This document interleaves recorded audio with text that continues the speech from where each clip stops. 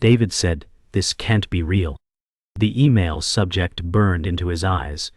Immediate account closure. His chest tightened. He whispered, "Everything is gone." His trembling fingers hovered over the laptop. David muttered, "Not now, not after everything." The blinds flickered, sunlight mocking his despair. The charts bled red, debts swelling like poison. "I'm ruined," David whispered, gripping his head. The phone buzzed violently. Richard's name lit the screen. David hesitated before answering. "David," Richard said, voice grave, "you need to sit down." "It's worse than you think." David asked, "What could be worse than losing everything?" Richard's voice cracked. "Someone drained our reserves. This wasn't the market. It was sabotage." David's throat closed. He whispered, "Who would do this?" Richard hesitated, then said, "You already know who." The silence filled with shadows of betrayal. David paced across the length of the office floor, his shoes echoing on the polished tiles. His reflection stretched across the tall glass wall, warped and ghost-like, a haunting reminder of the man he once was and the man he was becoming. He whispered under his breath, "Why now? Why like this?"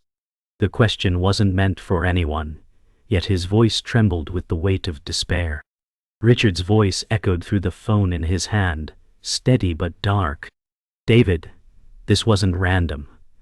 Someone close to us did this."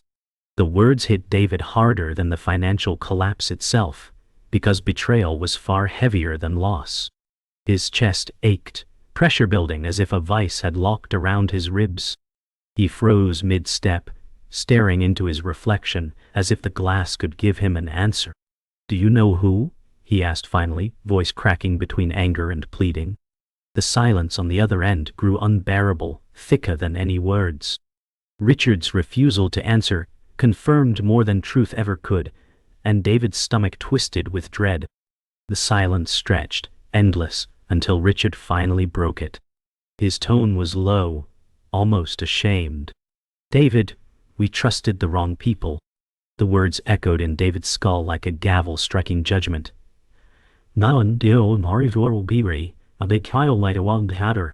His knuckles whitened as he gripped the phone tighter, veins standing out along his hand. The truth had always been circling in the shadows, but now it lunged forward with merciless clarity. David gasped, voice breaking, "Tell me it's not him." He needed Richard to deny it, to give him one shred of hope to hold on to. But the silence that followed was heavier than confession. Richard's breathing on the line was steady, but no words came. David closed his eyes, every muscle in his body tightening. He whispered, barely audible, "Then I already know." The air felt heavier, the walls closer, and the betrayal sharper than any blade. In that moment, David realized he was standing at the edge of a chasm dug not by markets or chance, but by someone he had once trusted completely. Richard's voice returned, this time more measured, almost resigned. "Funds vanished weeks ago." He covered every track. The words made David's stomach twist violently, like poison seeping through his body. His mind replayed every late-night strategy session, every moment of trust, every blind signature that now felt like a death sentence. He muttered, voice trembling with disbelief, "That means he planned this from the start." The thought crawled through him like fire, burning away the last traces of denial. Fear twisted into fury, raw and relentless. His heart hammered against his ribs, his breath coming heavy as his mind flooded with images of betrayal. David's eyes burned, not with tears, but with a rage he could no longer contain. He stood straighter, posture stiff, knuckles pressed into the desk. He realized in that moment this wasn't a collapse by fate. It was a carefully built trap. Someone had dragged him to the edge and shoved.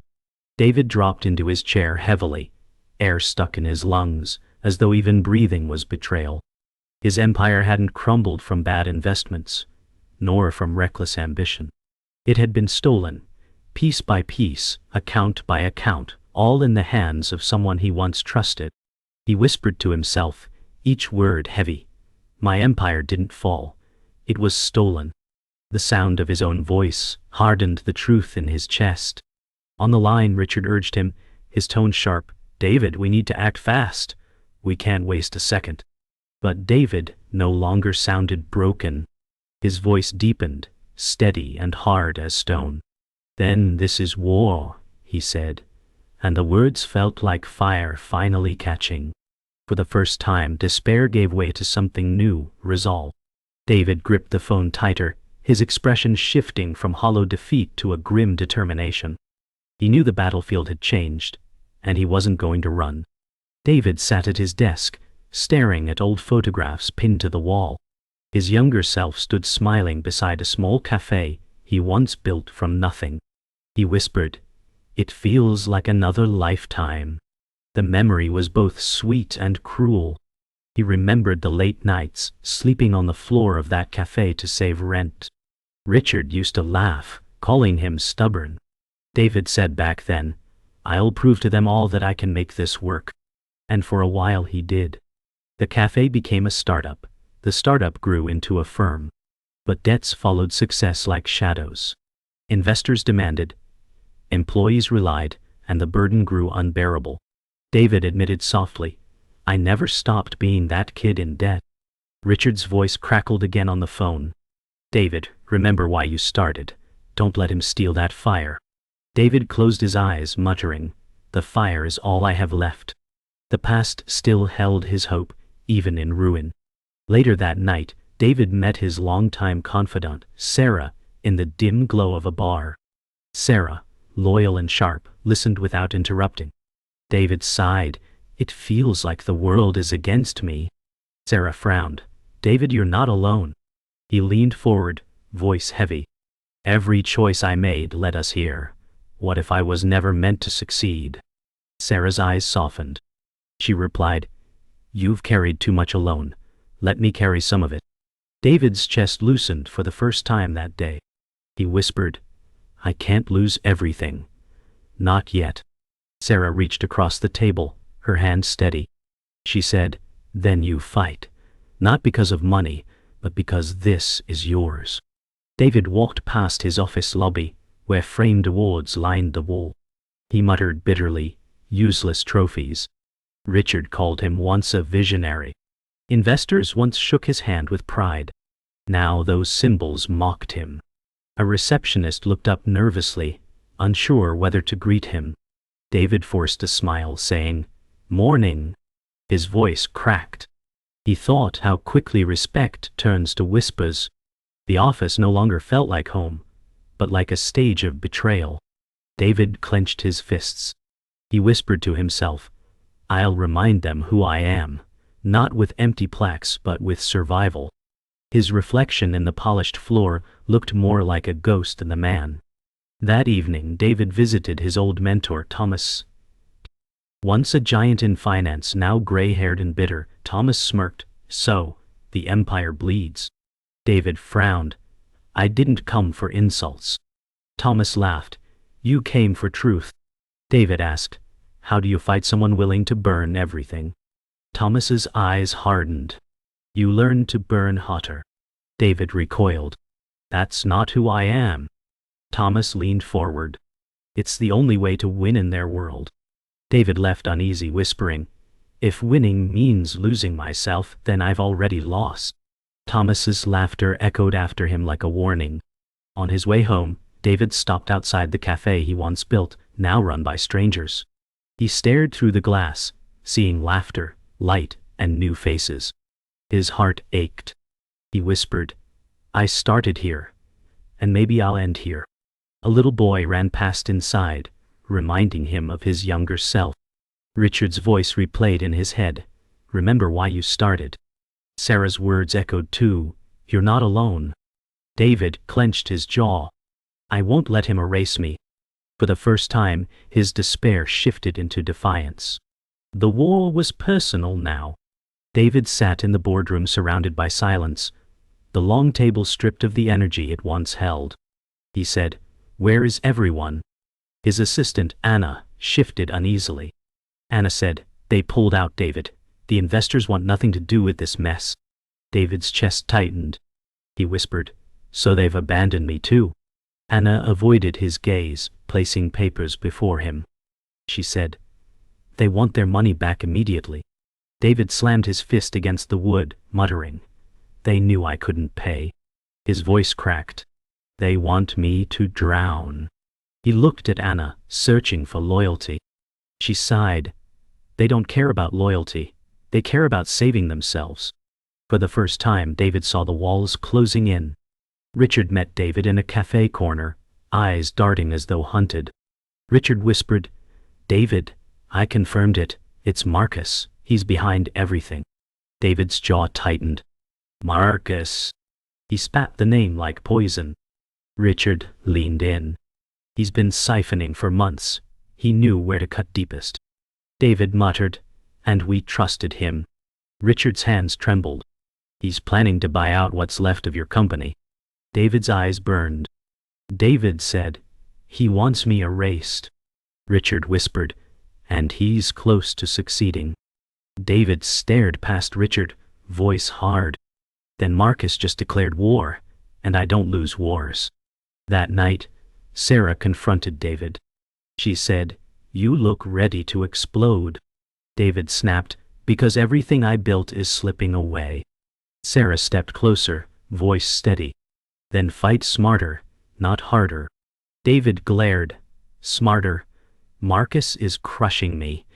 Investors are gone. Employees whisper behind my back."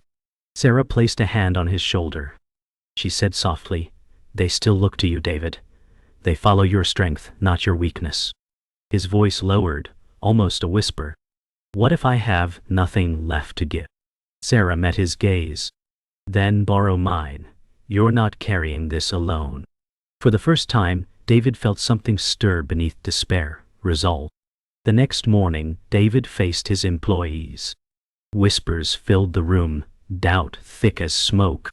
He said loudly, "Yes, times are hard. Yes, we've been betrayed, but we are not broken." Their eyes widened, silence falling.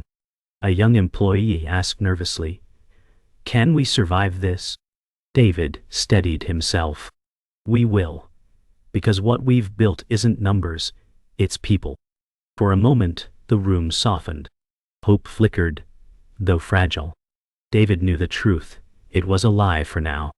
But sometimes a lie bought time, and time meant survival. Later, Richard called urgently. He said, "David, Marcus is moving fast. He's already contacted the bank." David froze. "To shut me down completely?" Richard nodded grimly. "He's betting you'll break before you fight back." David whispered, "Then he doesn't know me." Richard warned, "Be careful. He plays dirty, and he always wins." David's tone hardened. Then it's time someone showed him what losing feels like. For the first time, David no longer sounded broken. He sounded dangerous. David sat in his darkened office, stacks of papers spread across his desk. He muttered, "Something doesn't add up." Richard's voice over the phone said, "Marcus always leaves trails." David scanned numbers, heart racing as hidden discrepancies glowed. He whispered, "He siphoned through shell accounts." Richard said, "Exactly. He hid them behind subsidiaries no one checks."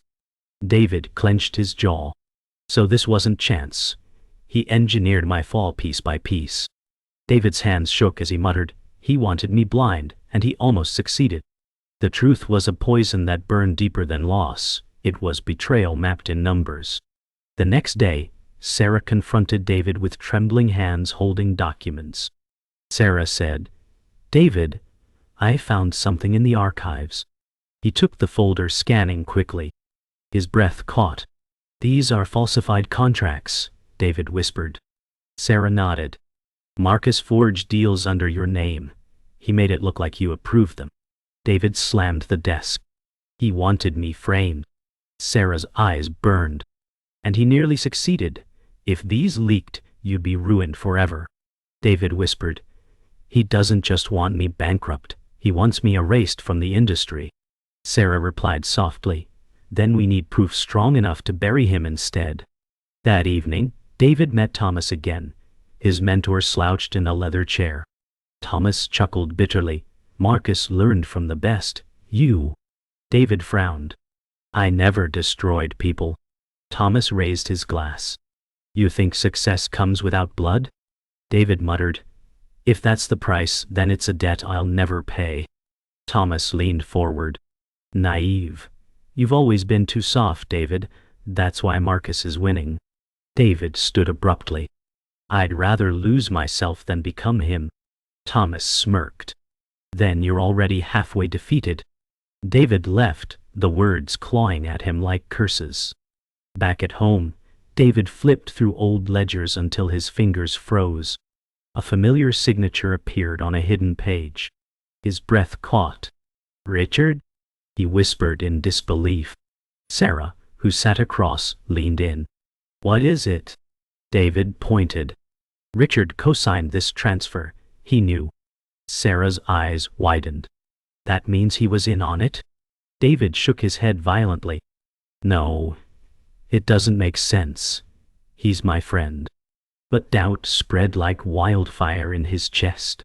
Sarah said cautiously, sometimes the closest people cut deepest. David closed the book, whispering, If Richard betrayed me, I have nothing left.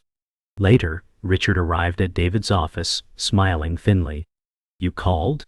David studied him, voice cold. I found a signature. Richard's brow furrowed. What signature?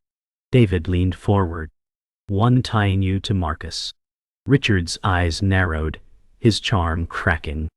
Careful, David. In this world, suspicion can kill faster than truth. David whispered. Then give me truth. Richard said nothing, his silence a blade sharper than denial. David's heart pounded. For the first time he wondered if betrayal had reached his last ally. David sat alone in his office when Sarah stormed in, clutching a flash drive. You need to see this, she said. David plugged it into his laptop, eyes narrowing as files unfolded. He muttered, hidden accounts, millions diverted. Sarah's voice shook. Marcus built a second empire in your shadow. David clenched his jaw. He wanted me destroyed while he thrived. Sarah whispered, and Richard signed some of these transfers. David froze. Richard. The truth struck like a hammer. Could his closest ally also be part of the betrayal? David whispered, if this is true, I've been fighting the wrong battle all along. David confronted Richard at a rooftop bar, the city glowing below. David slammed the papers down. Explain this. Richard glanced, eyes cold. Business is survival, David. You knew that. David's voice cracked. You betrayed me. Richard leaned back, voice smooth but sharp. I kept us alive while you played hero. Marcus offered leverage, and I took it. David's fists tightened. You sold me out. Richard smirked. I sold your weakness. David whispered, you were my brother. Richard's face hardened. And brothers fall when they can't carry their own weight. Back in his office, David raged, tossing papers across the floor. He shouted, I trusted him. Sarah grabbed his arm. Then trust me. We can turn this. David's voice cracked. How? Sarah held up the flash drive. Evidence. Enough to bury Marcus and Richard. David stopped pacing, staring at her. If we release this, they'll come for us. Sarah said firmly, they already are. This is your only chance. David whispered, then we fight back. For the first time his fury sharpened into strategy. David met Thomas again, throwing the flash drive onto the table. Tell me how to use this.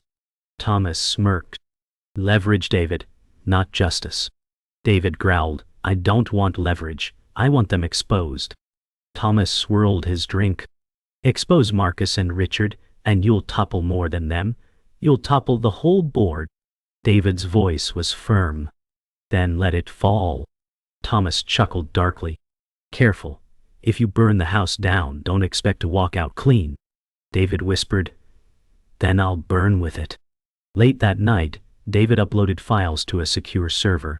His voice shook as he whispered, if I fall, The world will know the truth.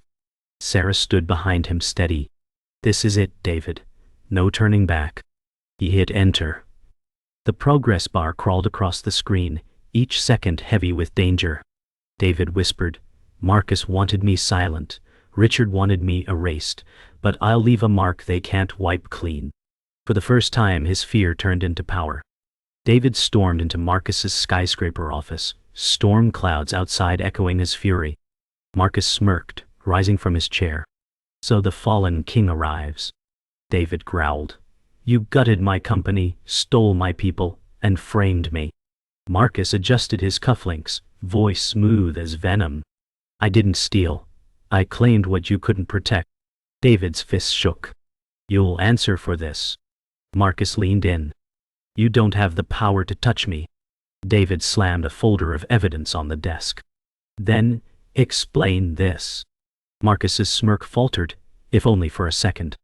Marcus laughed coldly. Do you think paperwork scares me? David stepped closer, his voice low. This isn't paperwork, it's proof. Accounts, contracts, signatures. Enough to bury you. Marcus's eyes narrowed. You'd burn yourself too. David's jaw tightened. If it means ending you, I'll burn gladly. Marcus leaned closer, whispering, Then you're already dead. For the first time, fear rippled behind his mask. David whispered, Not yet. Meanwhile, Richard appeared in the doorway. Enough, he said, voice trembling with authority. David spun, fury in his eyes. You too. Richard sighed. David, I never wanted this. But survival demanded choices. David snapped. You betrayed me for scraps from Marcus' table. Richard said firmly, I betrayed you to keep us alive. David's eyes burned. You kept yourself alive. Richard's silence was damning. David muttered, Then you're both the same. Sarah burst in, breathless, holding her phone. It's done. The files are live. David turned, stunned. Marcus roared, What have you done? Sarah said firmly, The world knows your truth now. Richard paled. David whispered, It's over. Marcus's face twisted in rage. You fool, you've destroyed us all. David stood taller. No, Marcus, I freed myself. For once you can't bury me in shadows. Lightning flashed outside as the storm mirrored their collapse. Marcus lunged forward, slamming his fist on the desk. You'll regret this. David met his eyes, unflinching. No. I'll finally sleep. Richard muttered, We're finished.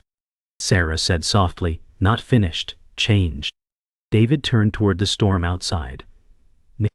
I gambled everything tonight, and maybe I've lost. But I lost on my terms. Marcus shouted, This isn't victory. David whispered back, No, it's freedom. The storm had passed, leaving the sky bruised with the pale light of dawn. David stood on the office balcony, gripping the cold railing as the city below gleamed with wet streets, reflecting broken neon. His voice, quiet and hoarse, slipped into the air. It's over. For the first time, his words carried no rage, no fire, just exhaustion. Sarah stepped beside him, holding the same silence until she finally said, You exposed the truth, David. That matters. The world knows who he is now.